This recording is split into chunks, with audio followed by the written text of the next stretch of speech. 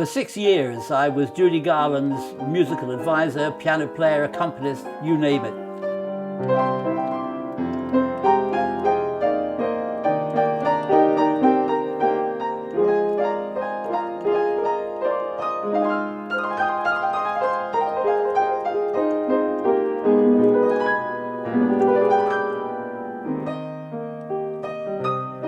And she told me a story about Over a Rainbow, which I think is interesting, namely that apparently they were making the movie and it ran out of money. And it was a gap of a year between starting to make the movie and finishing the movie. And in that year, she said, that was between 11 and 12. She said, and I started to get a bosom.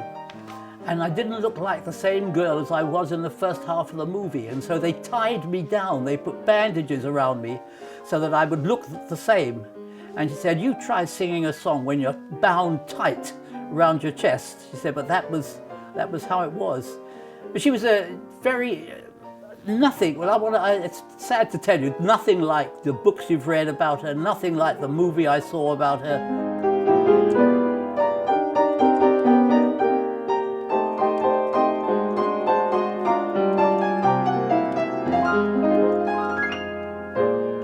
Judy was a very, very sensitive performer. She was far too sensitive for the crass Hollywood crowd, no question. In fact, she told me, she said, my friends were very few, 5 friends. We used to stick together.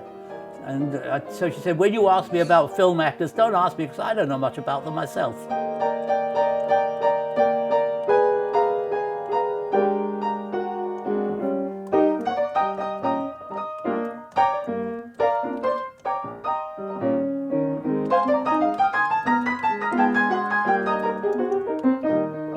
I've worked with dozens of singers, dozens of performers, but none of them was as, for example, when I had to write the opening number with Lionel Bart, he wrote the music, he wrote the words, I wrote the music for Judy's opening in Paris. And she not only learnt it very fast and memorized the lyrics very fast, but she rehearsed it to herself, how to do it, how she's going to, where she will walk, how she will stand, how she will come on. And she was an absolute perfectionist in everything she did. It seemed like quite casual, but she was an absolute perfectionist. I remember when the show would close, she would stand behind the closed curtains and say to the guy with the curtain control, wait, wait. And then she'd hear the audience and listen, and just at the right moment say, open. And the audience, and she'd take another bow and the curtains would close. She said, wait.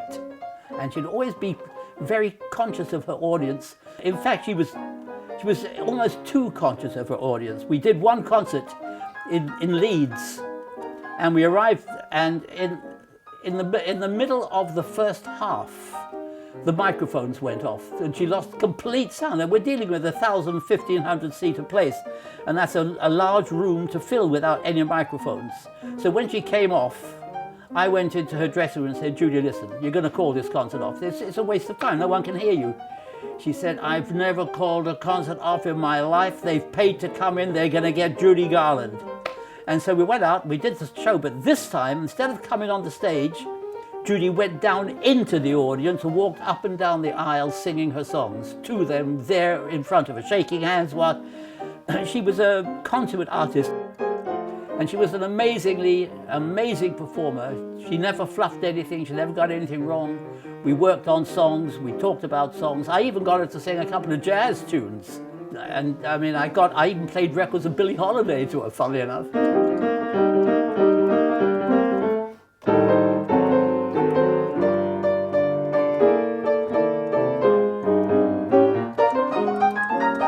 We got along wonderfully well, and all this Judy Garland drunk and Judy Garland, yes, she had periods, but she was very badly let down by men. She had terrible taste in men, and that was in a way the reasons why she was going up and down all the time. It was because the men she told me all about her life with Joe Mankiewicz, the guy who wrote all about Eve, and it was sadness. It was It was just that the men that she fancied happened to be the wrong men. It happens to lots of girls, and it happened to a very sensitive performer like Judy Garland, and it affects her whole life. And then she gets drunk, and then she doesn't show up to make the next day's shooting, and then she's banned from the studio for a while. And all her problems were really about men. But from a performance point of view, she was wonderful, wonderful, and I have only the highest regard for that lady. Goodbye, Judy.